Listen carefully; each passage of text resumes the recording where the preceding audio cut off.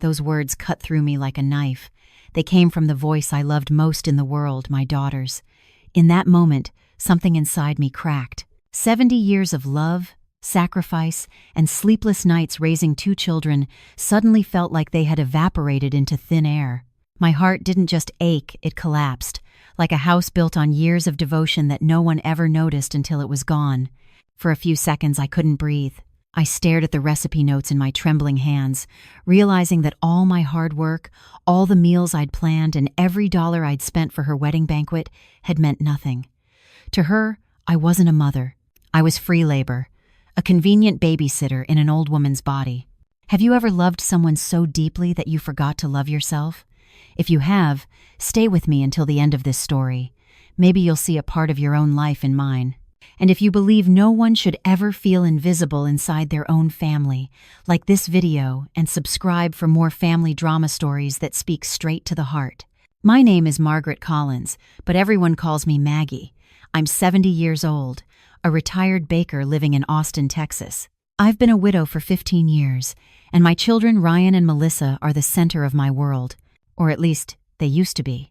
When Melissa announced her wedding, I thought I was giving her the greatest gift a mother could offer, a handmade feast filled with love. I didn't know that behind her perfect smile, she was already planning to use me in the cruelest way possible. I just want to see you happy. When they left, I stood by the window watching their car disappear into the night. The moonlight spilled across the kitchen floor, and I felt a peace I hadn't felt in years. Maybe this wedding would be the bridge that brought us all closer again. I didn't know it yet, but that same kitchen, my safe little world, would soon become the place where everything changed. The laughter, the recipes, the dreams I poured into every dish would soon be tested by a truth I never saw coming. And all it would take was one overheard conversation to shatter everything I thought I knew about my daughter. Melissa, my youngest, was full of light. She had a laugh that filled the house and a confidence I sometimes envied. People used to say she took after me. Maybe that was true once. After Frank died, I threw myself into baking. I filled orders for weddings, birthdays, and church gatherings. The neighbors called me Grandma Maggie, the Pie Queen. It gave me purpose, and in a way, it kept me connected to Frank. He always loved the smell of fresh bread in the morning. The scent of yeast and sugar still made me feel like he was nearby, watching from somewhere I could not see. Ryan got married and moved to Dallas. Melissa stayed in Austin, visiting often with her new boyfriend, Ethan. He was a polite young man, the kind who still said please and thank you. I liked him immediately. When Melissa told me he had proposed, my eyes filled with tears. It was not just pride, it was relief. I wanted her to have the happiness I had once known. "Mom, we're getting married next spring," she said, beaming, her engagement ring catching the afternoon light in my kitchen. "Oh, honey, that's wonderful," I said, hugging her tight. "You deserve all the happiness in the world." I meant it. I meant every word. The weeks that followed were a whirlwind of excitement. Melissa showed me dress ideas, floral arrangements, and Pinterest boards filled with fairy lights and rustic decorations. She had that modern Southern charm, a mix of confidence and sweetness that made people want to be around her. I felt lucky that she still came to me for advice. One evening, over coffee and a slice of lemon pie, she mentioned how expensive everything was turning out to be. "Mom, even the catering alone costs almost $15,000. She sighed, rubbing her temples. I reached across the table and squeezed her hand. "Sweetheart, you know I used to cater events for years. Let me handle the food. It will be my wedding gift to you and Ethan." Her eyes widened. "Mom, that's too much work. You can't possibly cook for 100 people. "Of course I can," I said, laughing softly. "It'll save you money, and it'll mean something. Every bite will be made with love. That's what weddings are about, right?" She hesitated, but I could see the relief in her face. "If you're sure," she said finally. "You always know how to make things special." I smiled. "I'll start planning tomorrow." From that moment, my days had a new rhythm. Every morning, I woke up early, brewed a pot of coffee, and spread my recipe notebooks across the table. I wanted this to be perfect. I spent hours testing sauces, comparing spices, and sketching out a menu that would make people remember the meal for years. Ryan came by one weekend with his wife and the kids. "Mom, you don't have to do all this yourself," he said, watching me roll pastry dough. Don't worry, I told him. It keeps me young. He smiled, but there was concern in his eyes.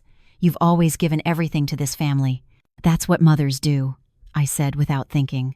He nodded, but his silence afterward stayed with me longer than I expected. By February, I had nearly everything planned. Chicken marsala, shrimp cocktail, roasted vegetables, a 6-tier vanilla cake with buttercream frosting. I even tested out different appetizer trays with Susan, my best friend since high school. She was the kind of woman who said exactly what she thought. "Maggie, you're spoiling them," she said one afternoon, tasting my chocolate mousse.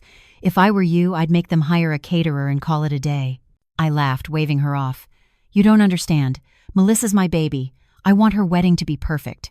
Susan gave me that look, the one that said she'd seen this story before. "Just promise me one thing," she said. "Promise you'll let them handle at least something." "I promise," I said, though deep down I knew I wouldn't. The truth was, I needed to feel useful. After Frank died, there were days when the silence in this house felt unbearable.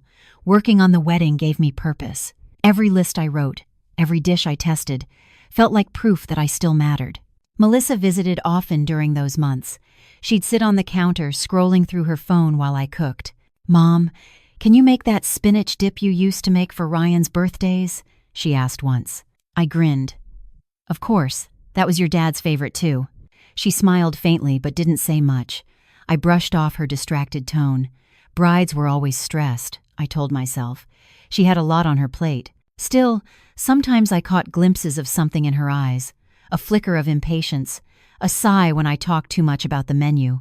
I ignored it. Love makes you blind in more ways than one. The night before my 71st birthday, she came over with Ethan.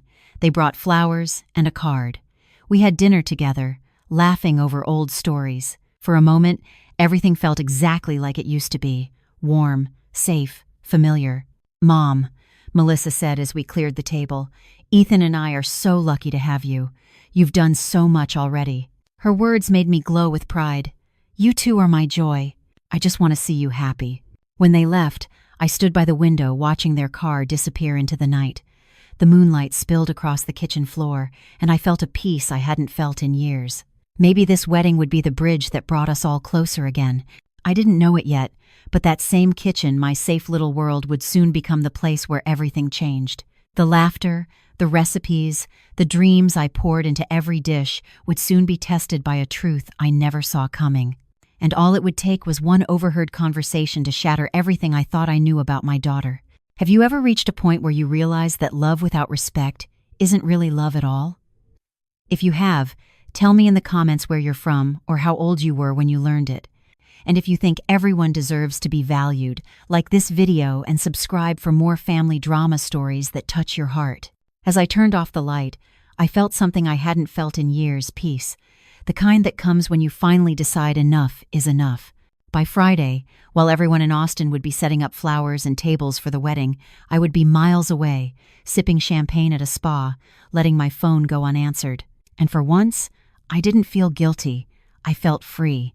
But deep inside, I knew this decision would change everything, not just the wedding, but the very foundation of our family. Mom's got everything handled. She's going to be the babysitter for all the kids. I convinced Ryan it'd be perfect. She loves that kind of thing. I froze, the pen slipping from my hand. Babysitter for all the kids? Yeah, 12 of them, she continued, lowering her voice, but not enough.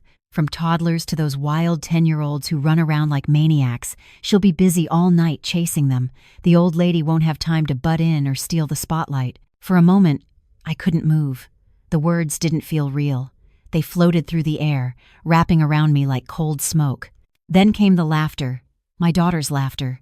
"She has no idea," Melissa said. "We didn't even have to ask. Ryan mentioned there'd be kids, and she jumped right in. Free childcare and free catering. Isn't that perfect?" Something inside me cracked wide open.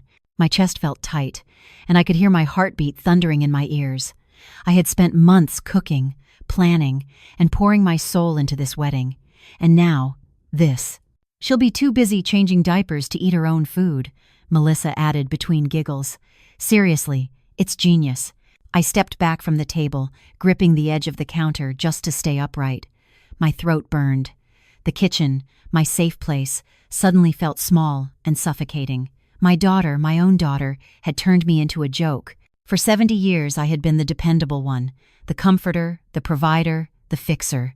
But in her eyes, I was nothing more than a convenient old woman, a tool to make her big day easier. I wanted to burst outside and shout, to demand how she could say such things. But I didn't. Instead, I stood there, trembling, as her words kept echoing in my mind. The old lady, babysitter, free help. I waited until she finished her call and came back inside. She smiled at me, completely unaware that her words had just shattered something sacred. "Hey, Mom," she said, casually grabbing a cookie from the plate. "This frosting is amazing. You're seriously the best." I forced a smile. My voice came out steadier than I felt. "Glad you like it, sweetheart." She kissed my cheek before heading to the living room to join Ryan.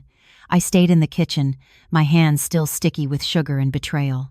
When they finally left, I sat at the table for a long time, staring at nothing.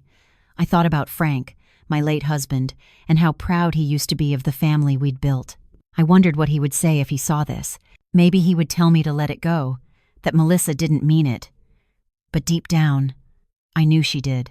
That night, I didn't sleep. I lay in bed listening to the ceiling fan spin, thinking about every sacrifice I had made, every meal I had cooked, every birthday I had baked a cake for. And for what? To be laughed at like some silly old woman who didn't know her place.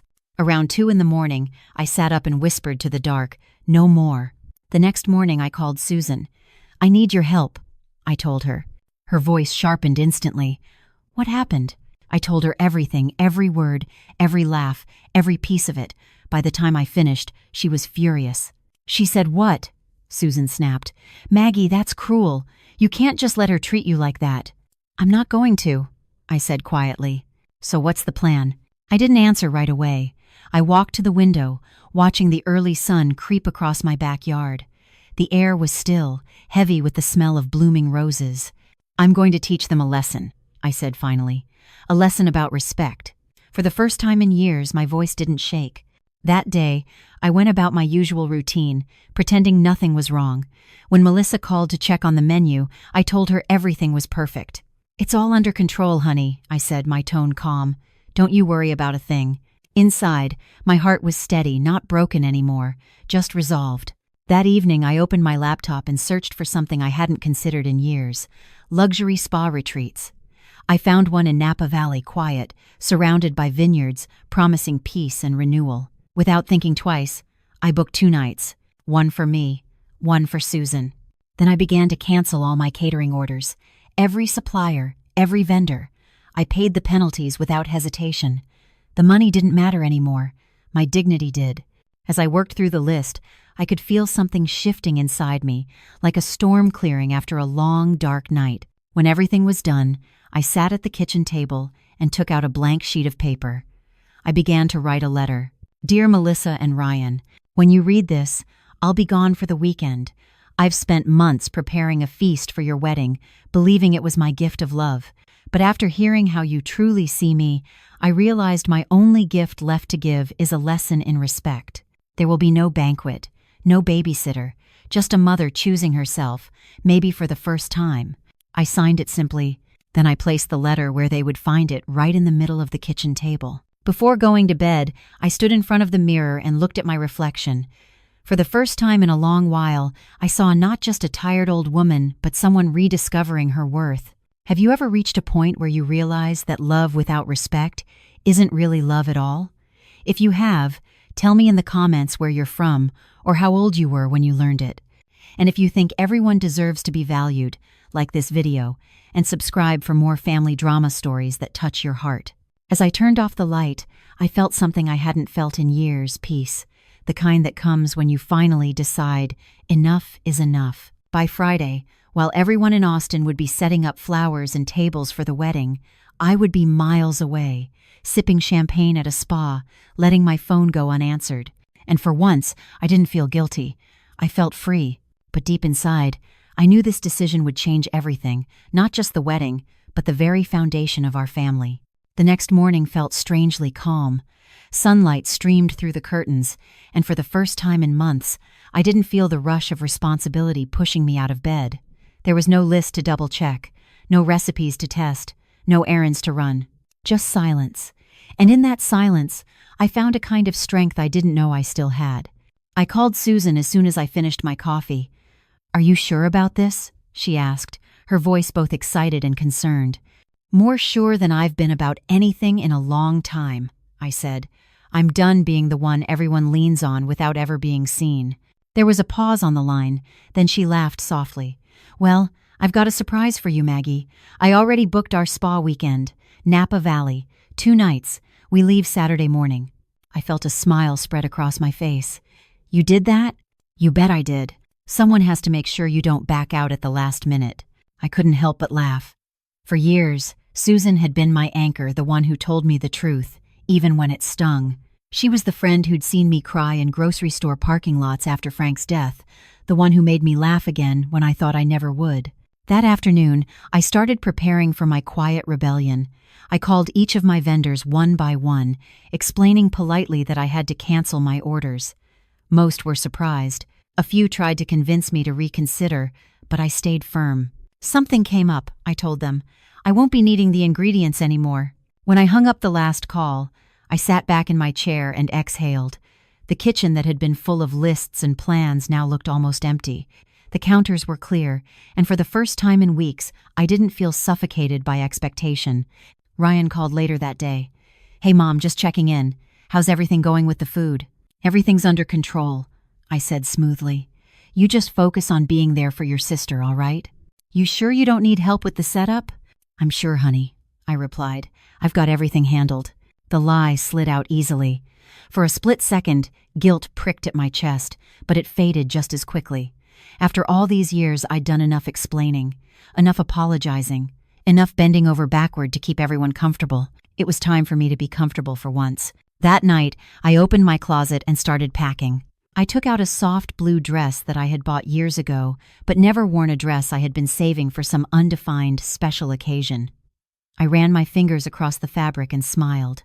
Maybe this was the occasion I'd been waiting for all along. I folded the dress gently, along with a few other clothes, and placed them in my old suitcase. I added a small toiletry bag, my book, my reading glasses, and a pair of earrings Frank had given me on our 20th anniversary. Little pieces of my life that made me feel whole again. Then I sat down at the kitchen table and read my letter one last time. My handwriting looked shaky but determined. It wasn't angry. It wasn't cruel.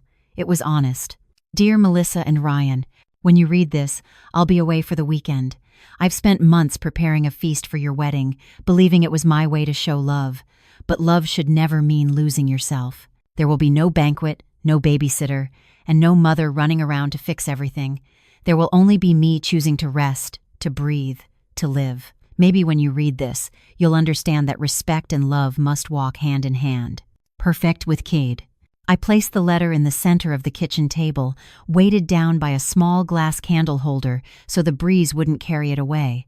The candle inside had burned halfway through, lavender-scented, calm and steady, just like I wanted to be. That evening, Susan stopped by with a mischievous grin and 2 travel mugs of coffee. "Ready for our escape?" "I think so," I said, "although I can't believe I'm really doing this." She leaned against the counter. "Maggie, you've spent 70 years putting everyone else first. It's about time you put yourself at the top of the list." Her words sank deep. I nodded slowly, realizing how long it had been since I'd actually prioritized my own happiness. Before going to bed, I took one last look around the house.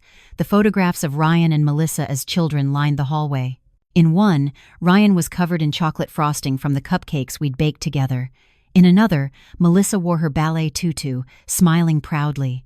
I touched the frame and whispered, "I hope you both learn what I'm trying to teach." The next morning, the sky was painted with soft pink and orange hues.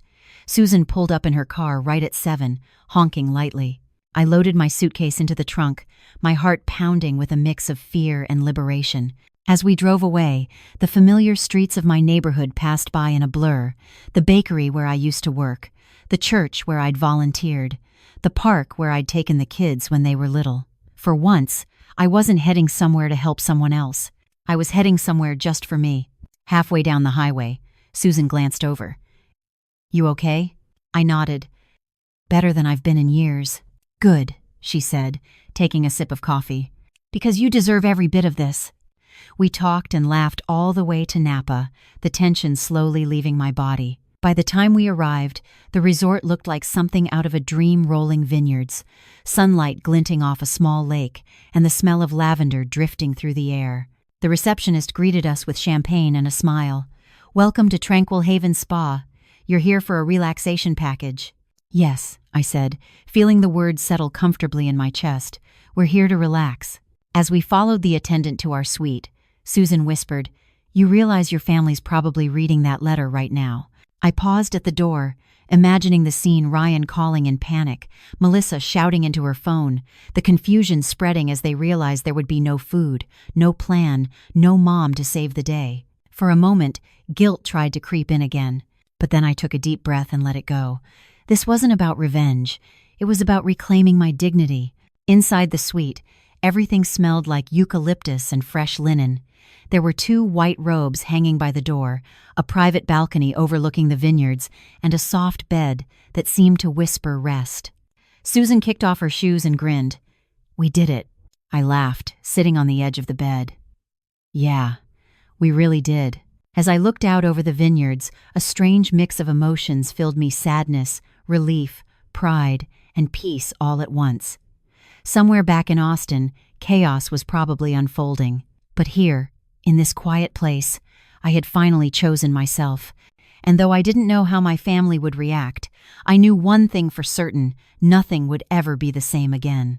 The morning of the wedding arrived like any other day, except this time I didn't wake up to the sound of alarms or grocery lists. Instead, I woke to sunlight streaming through the large window of our suite in Napa Valley. The soft hum of the vineyards outside was all I could hear. For the first time in years, I felt rested. Susan was already up, sitting by the balcony with a cup of coffee in hand. "Morning, Rebel," she said with a grin. I laughed, stretching my arms. "Morning. What time is it?" "Almost 8. The big day," she teased. "How does it feel to skip your daughter's wedding?" The question hung in the air. I looked out the window at the soft mist rising over the fields. "Strange," I admitted. "But right. It feels right." We went downstairs for breakfast. The restaurant overlooked the lake, the surface shining like glass. The air smelled of coffee and buttered croissants. For the first time, I wasn't thinking about serving anyone. I was just being. Around 9, my phone started to buzz. I recognized the number: Melissa, then Ryan, then Melissa again. I stared at the screen, the vibration rattling against the table. "You gonna answer that?" Susan asked. "Not yet," I said. "They need to find the letter first." For the next hour, the calls kept coming. I finally switched my phone to silent. A heavy calm settled over me. By noon, we were lying on massage tables, the scent of lavender oil filling the air. The masseuse's hands pressed gently against my shoulders, easing months of tension. "Relax," she said softly. I almost laughed. I think I'm finally doing that. Halfway through the massage, curiosity got the best of me. I reached for my phone, turned it back on, and saw over 30 missed calls and dozens of text messages. The first one caught my eye. "Mom, where are you? We've been looking for you all morning. The guests are arriving. There's no food. Please call me." Another one followed. "Mom, this isn't funny. You can't just disappear." Then came one from Ryan. "Mom, Melissa found your letter. Please pick up. We just need to talk." I could almost hear the panic in their voices through the screen. I set the phone down and exhaled slowly. "They found out," I said to Susan. She smirked. "And how do you feel?" "Peaceful," I said, "and a little sad." The truth was, I didn't want to hurt them. I just wanted them to see me not as a machine that never stops, but as a person with limits, feelings, and worth. After the massage, we went to lunch. I ordered a glass of wine and a bowl of fresh pasta. I ate slowly, tasting every bite. It felt like reclaiming something small but important. By 2 o'clock, the wedding chaos must have been reaching its peak back in Austin. I could imagine the guests arriving, the decorations shining under the midday sun, and my children realizing there was no banquet, no plan B, and no mother to save the day. Part of me felt guilty, but another part whispered, "They need this lesson." My phone buzzed again. This time, it was a voice message from Melissa. I hesitated before pressing play. Her voice was trembling. "Mom, I don't know what happened, but you can't do this to me. It's my wedding day. The food's gone, the kids are crying, and everyone's asking questions. Please, please call me." Then another one, angrier this time. "Mom, this is cruel. You've ruined everything. Do you know how embarrassing this is?" I put the phone down. My eyes burned, but I refused to cry. Instead, I looked out at the vineyard stretching into the distance. Susan placed a hand on my arm. "You're doing the right thing, Maggie. Sometimes love means letting them fall." Her words lingered in the air. She was right. For years, I'd been the net that caught everyone's mistakes, the safety cushion no one noticed until it was gone. Today, I had finally stepped away, and they were learning what that absence meant. By 3 o'clock, we were sitting on the spa's terrace drinking tea as the sun began its slow descent. The light bathed everything in gold.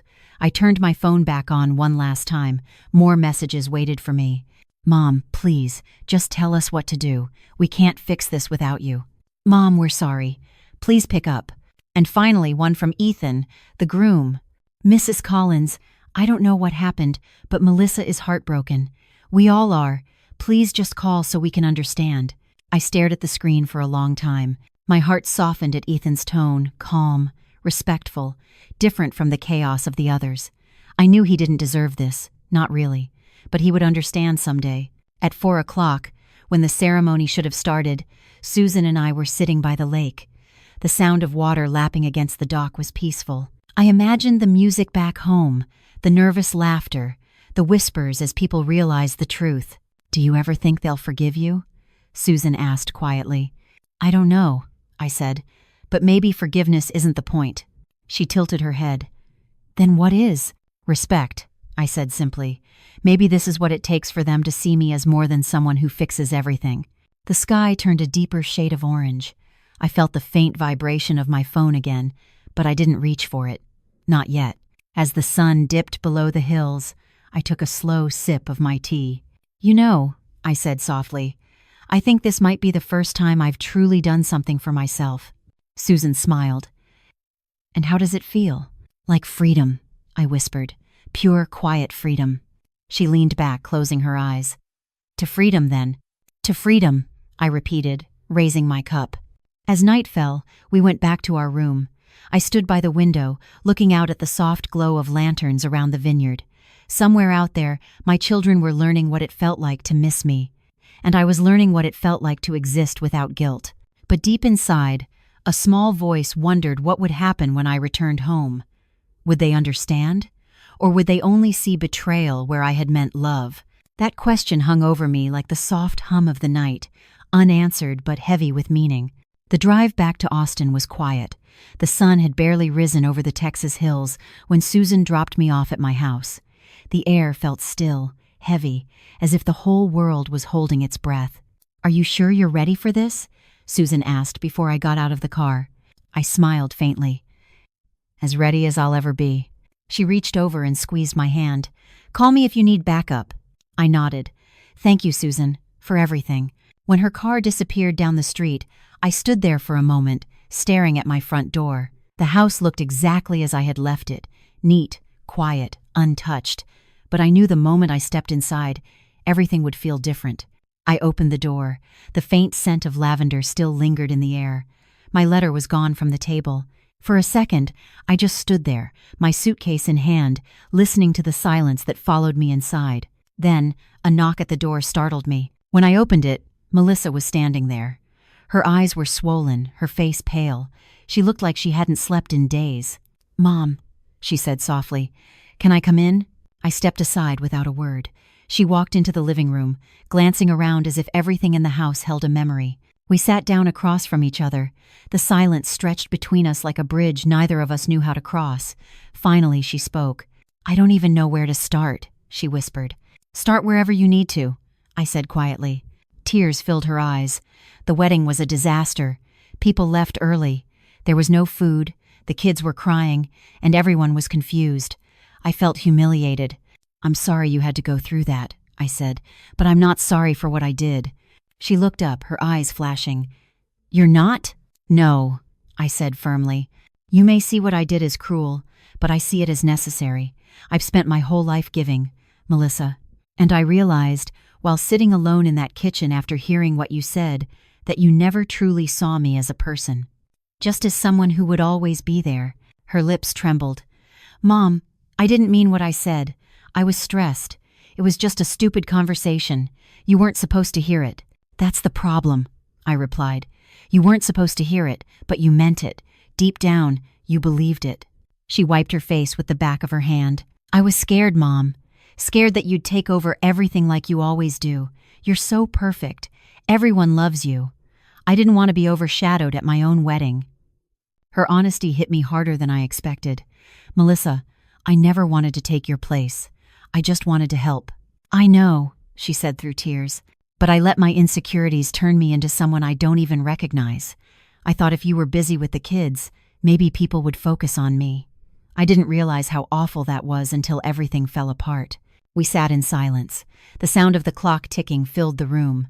For the first time, she wasn't the confident young woman I had raised. She was my little girl again, lost and hurting. I don't know if I can ever forgive myself, she whispered. Forgiveness isn't instant, I said softly. It takes time. What matters is that you understand what you did. Melissa looked at me, her eyes red and tired. I do. I swear I do. And I'm sorry, Mom, truly. I reached across the table and took her hand. I know, honey. For the first time in years, she didn't pull away. She held on tight. I missed you, she said quietly. I missed you too. After a long pause, she let out a shaky breath. Ryan's angry with me. He said what I did to you was unforgivable. He won't even look at me. My heart clenched. He'll come around. He just needs time. I hope so, she murmured. Ethan's trying to make peace, but I can tell he's disappointed too. We had to serve pizza, Mom, at our wedding. A small, reluctant smile tugged at my lips. Well, at least it's memorable. She gave a soft laugh through her tears. Yeah, I guess so. The tension began to fade, replaced by something fragile but real understanding. When she stood to leave, she hesitated by the door. Mom, can I ask you something? Of course. When you left, when you chose not to come, did you ever think about me? About how I'd feel? I looked her in the eyes, every second. But I also thought about what it would mean if I stayed, if I let you use me again without saying anything. I would have lost a part of myself I can't get back. And then there wouldn't have been anything left to love you with. She nodded slowly, tears falling again. You're right, you did the right thing. She stepped forward and hugged me tightly. I held her close, feeling the weight of years between us start to lift, even just a little. I love you, Mom, she whispered. I love you too, sweetheart. When she left, I stood in the doorway watching her walk to her car. The evening light painted the street in soft gold. For the first time, I felt that maybe, just maybe, things could be rebuilt. But I also knew the hardest part was still ahead facing Ryan. He hadn't called, not once. As I turned off the lights and walked toward my bedroom, I glanced at the framed photo of the three of us on the hallway wall. Ryan had been 8, Melissa 4. Frank had taken the picture at the beach. We were smiling, covered in sand, the sun behind us. So much love in that one frozen moment. I touched the frame gently. We'll find our way back, I whispered. But deep down, I wasn't sure if that was true. That night, as I climbed into bed, I noticed my phone blinking with a new message. It was from Ryan. Mom, we need to talk. Tomorrow, please. I stared at the screen for a long time, my heart beating faster. Maybe tomorrow would bring another storm. Maybe it would bring peace. I didn't know, but I knew this whatever came next. I was finally ready to face it. The next morning, I woke up early. The message from Ryan still glowed on my phone screen, short but heavy. Mom, we need to talk. Tomorrow, please. I knew this conversation was coming, and part of me dreaded it. Ryan had always been my steady one, my quiet rock, but when he was hurt, his silence could cut deeper than any shouted word. By 10 o'clock, I heard his car pull into the driveway. My stomach tightened. When I opened the door, he was already walking up the steps, his expression tense but not angry, just tired. Hi, Mom, he said, his voice low. Hi, sweetheart, come in. He stepped inside, glancing around the living room as if seeing it for the first time. You look good, he said finally. I smiled. Spa weekends will do that for you. He didn't laugh. Instead, he sat down on the couch and ran a hand through his hair. "Melissa told me she came to see you." "She did," I said. He nodded slowly. "She told me what happened, about the phone call you overheard, about everything." I sat across from him, waiting. He took a deep breath. "Mom, I don't know how to say this. I'm angry. Not at you, not really. I'm angry that it came to this. Angry that you had to disappear for us to realize how much we've taken you for granted." His voice cracked slightly. "When we got to the venue and found your letter, I didn't want to believe it was real. I thought it was some kind of misunderstanding. But when the caterers said you'd canceled everything, it hit me. You were serious." "I was," I said quietly. He looked up at me, his eyes full of a pain I hadn't seen since his father's funeral. "Mom, you've always been the one holding us together. The meals, the birthdays, the holidays. We never stopped to think that maybe you were tired." "Ryan," I said softly, "I didn't do this to punish you. I did it because I couldn't keep being the person everyone expected me to be. I needed to show you that I'm still a person with my own life." He nodded, rubbing his hands together. "I get that now. I really do. But Mom, it was bad." Melissa broke down in the middle of the ceremony. Ethan tried to calm her, but she was shaking. People started leaving, and when I found out about the whole babysitter thing, he trailed off, shaking his head. "I lost it." I yelled at her in front of everyone. My chest tightened. "Oh, Ryan." He gave a humorless laugh. "You'd have been proud. Your calm, polite son finally lost his temper." I smiled sadly. "You shouldn't have had to do that." "I had to," he said, "because she crossed a line, and because I did too by letting it happen. I knew she was leaning on you too much. I saw it, but I didn't say anything. I thought you didn't mind. I thought you liked being needed." "I did," I admitted, "until I realized that being needed isn't the same as being respected." That seemed to strike him. He leaned back, staring at the floor. "You're right. We forgot to respect you, Mom. We just assumed you'd always be there." He went quiet for a moment, then added softly, "When I was little, I thought you were indestructible. Like no matter what happened, you'd fix it. Even after Dad died, you never fell apart. But maybe I should have noticed how much it cost you." I felt tears sting my eyes. "Ryan, I never wanted to make you feel guilty." He shook his head. "It's not guilt.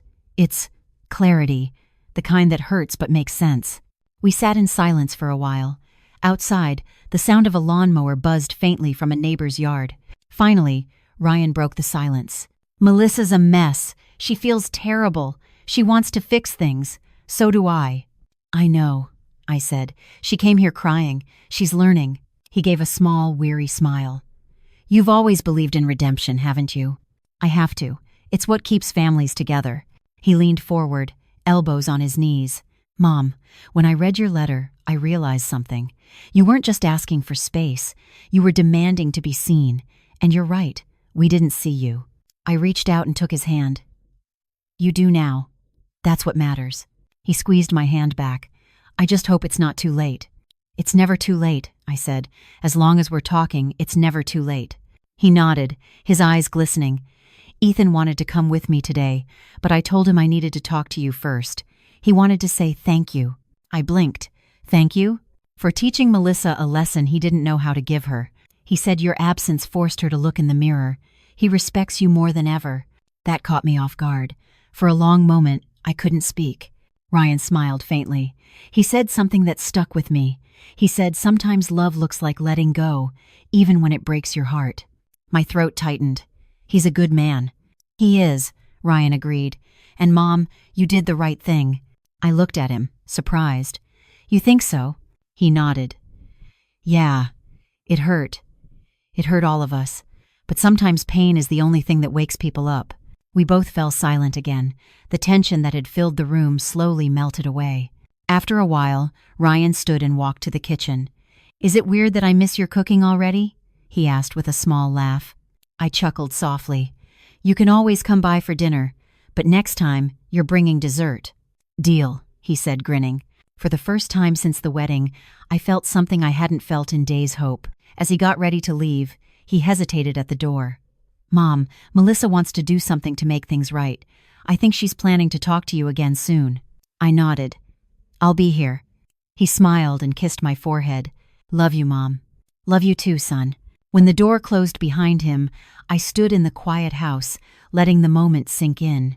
It felt like a small step forward, fragile but real. Still, a part of me couldn't shake the feeling that something bigger was coming. The story wasn't over. There were wounds left to heal, conversations left unfinished. And as I cleaned up the kitchen and watched the afternoon light spill across the floor, I wondered what Melissa had planned and whether the peace I was starting to feel would last. It had been 3 weeks since Ryan came to visit. Since that day, the house no longer felt heavy. Something inside me had shifted, a small but noticeable calm that came with being seen again. I didn't know what would come next, but for once, I wasn't afraid to find out. One quiet afternoon, as I was tending to the flowers in my front yard, I heard a car door close. I turned to see Melissa stepping out of her car with a nervous smile. She was holding a bouquet of sunflowers, my favorite. "Hi, Mom," she said softly. "Hi, sweetheart, those are beautiful." "They reminded me of you," she said. Bright and strong. I felt a lump form in my throat.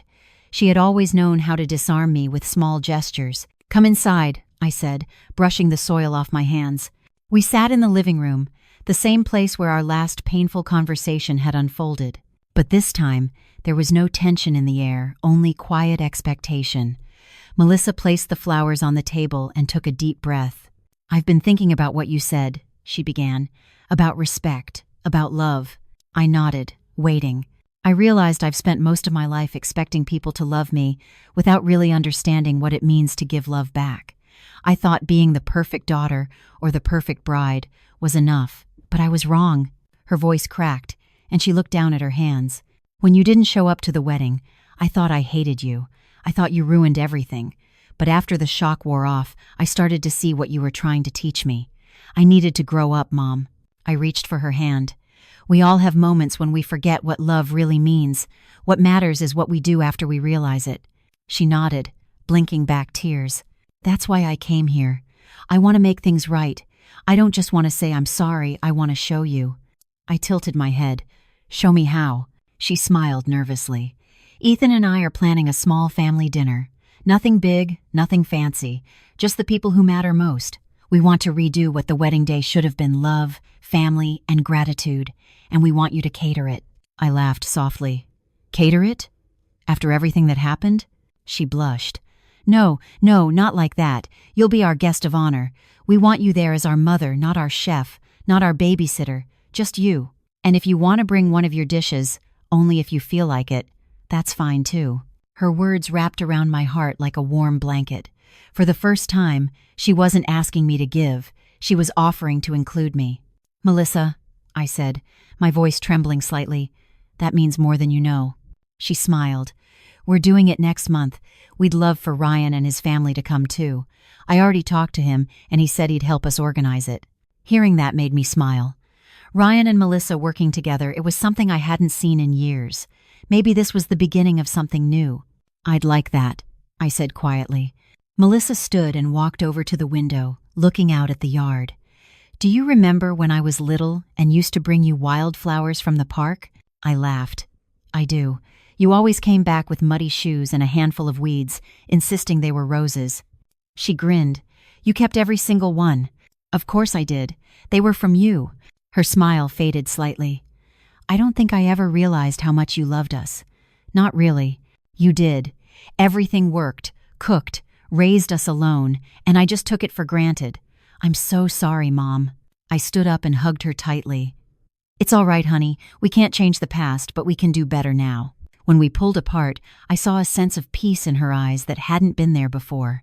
As we talked, she told me about her new job plans, about how Ethan wanted to start a small photography business, and how they'd been meeting with a counselor to strengthen their relationship. I listened, proud and relieved.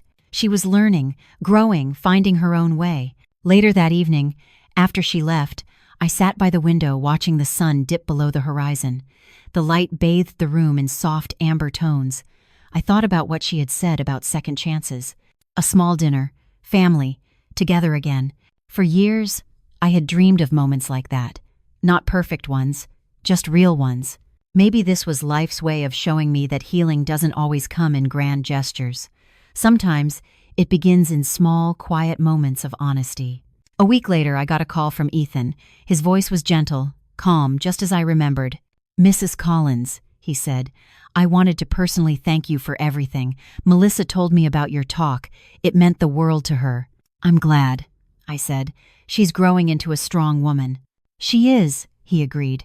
"We're really excited about this dinner. We want it to be special, and this time we'd like to do all the work."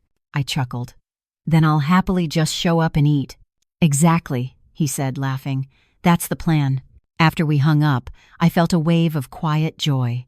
Things were changing, not perfectly, but beautifully. That night, as I was closing the curtains, I noticed a text from Ryan. "Mom, Melissa told me about the dinner. I'll be there. I'm proud of you." "I'm proud of her too." I smiled at the screen, tears welling up. The next few weeks passed peacefully. I spent time in my garden, baked a few pies, and even met some new neighbors. It felt good to be part of life again, not just someone living in the background of everyone else's story. But the night before the dinner, I couldn't sleep. Excitement buzzed in my chest, mixed with a hint of fear. Would it really go smoothly? Would we finally feel like a family again? As I lay in bed, I thought of Frank, of how proud he would have been to see our children finding their way back to each other. I whispered into the quiet, "We're getting there, love. Slowly, but we're getting there." When I finally closed my eyes, a small smile formed on my lips. Tomorrow would bring something new, something hopeful. But I didn't know then that tomorrow's dinner would bring more than just reconciliation. It would bring a surprise none of us expected, one that would change everything again. The afternoon sun poured gently through the windows as I set a pie on the counter, apple cinnamon, Frank's favorite recipe. The smell filled the kitchen with warmth, reminding me of every Sunday morning we once shared. Today wasn't just another dinner. It was the first time my whole family would sit together again since everything had fallen apart. I looked at the clock. It was almost 5. My heart beat a little faster. Melissa had insisted on hosting at her house this time. "You just have to bring yourself, Mom," she had said. No cooking, no stress. Of course, I couldn't resist bringing a pie. Old habits die hard. As I drove to her home, the late summer light stretched across the road. My hands trembled slightly on the steering wheel. I wasn't nervous about seeing them, not anymore. It was something else. Maybe the fear that once you mend something broken, you're afraid to touch it again, in case it shatters. When I arrived, I saw balloons tied to the mailbox and the smell of roasted chicken drifting from inside. Melissa opened the door before I could even knock. "Mom," she said, wrapping her arms around me. "You came early." I couldn't help it. I smiled. Old habits. She laughed and took the pie from my hands. "You brought dessert." "Of course you did." The living room looked cozy and bright. Candles flickered on the dining table, and soft jazz played from a speaker. Ryan was already there with his wife and kids, and Ethan was setting the table. When he saw me, he smiled warmly. "Mrs. Collins," he said. "Or can I finally call you Mom?" I laughed. "I think you've earned it." He nodded. "Thank you for everything." Gestes. They beforn is a very name. We all sat down to eat, and for the first time in months, there was laughter, not the forced kind, but real, comfortable laughter that fills a room like sunlight. The kids told silly stories. Ryan teased Melissa about her cooking, and I just sat there, quietly watching them, memorizing every sound, every smile. At one point, Melissa reached for her glass and tapped it gently with a spoon. "I have an announcement," she said. We all turned toward her. She took Ethan's hand, her eyes shining. "I'm pregnant," she said softly. The room went silent for a split second, then exploded into cheers and hugs. Ryan jumped up to hug her. Ethan's eyes brimmed with tears, and I just sat there, frozen in disbelief before covering my mouth with my hands. "Sweetheart," I whispered, standing to embrace her. "That's wonderful." She hugged me tightly. "You're going to be a grandmother again, Mom." Any fresh. For the first time in a long while, I felt something pure and full joy without pain, pride without bitterness. Later that evening, as the candles burned low, Melissa sat beside me on the couch. "Mom, we want you to be part of our baby's life as much as you want, but on your terms. No expectations, no pressure." Her words made me blink back tears. "That's all I ever wanted," I said softly. Ryan, sitting across from us, added, "You've taught us something, Mom. That love isn't about sacrifice all the time. It's about balance. About respect. I smiled at him, my heart full. If that's what you've learned, then everything was worth it. When it was time to go home, Melissa walked me to the car. The night air was cool, and the stars shimmered faintly overhead. "Thank you for coming tonight," she said. "Thank you for inviting me," I replied. She hugged me again, holding on a little longer this time. "I love you, Mom. I love you too, sweetheart, more than you'll ever know." The drive home felt different, lighter. The past was still there, but it didn't hurt anymore. It was like a scar that had finally stopped aching, still visible, but no longer painful to touch.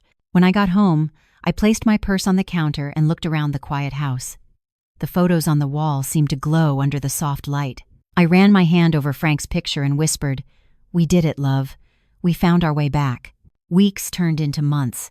Melissa's belly grew, and the family grew closer. We started having dinner together every Sunday, nothing fancy, just simple meals, shared stories, and laughter. Sometimes, I'd sit back and watch them, thinking about how close I came to losing all of it, and how stepping away had been the only way to bring us back together. One afternoon, Ethan asked if I'd consider teaching a cooking class at the community center. "You've got a gift," he said, "and I think people could learn more than just recipes from you." I laughed, but the idea stayed with me. A few weeks later, I agreed. Grandma Maggie's Kitchen became a small but joyful class where I taught families how to cook and, maybe, how to listen to each other. Sometimes, after class, one of the women would stay behind and tell me, "You know, my daughter and I haven't talked in months, but hearing your story made me want to try again." Every time that happened, I felt something deep inside, not pride, but peace. Looking back, I realized my story wasn't really about rebellion. It was about rediscovery. About remembering that love means setting boundaries, even with the people closest to us. Because love without respect eventually turns into duty, and duty without joy becomes a cage. If you've ever felt invisible in your own family, I want you to remember something. It's never too late to speak up. It's never too late to choose yourself. And when you do, you might just find that choosing yourself is the first step toward healing everyone else too. So, if this story touched your heart, give it a like. Share it with someone who might need the reminder that it's okay to say no. And don't forget to subscribe to our channel for more family drama stories, stories about love, forgiveness, and the strength it takes to rebuild what was once broken. Because sometimes, the greatest act of love isn't giving more, it's finally learning when to stop.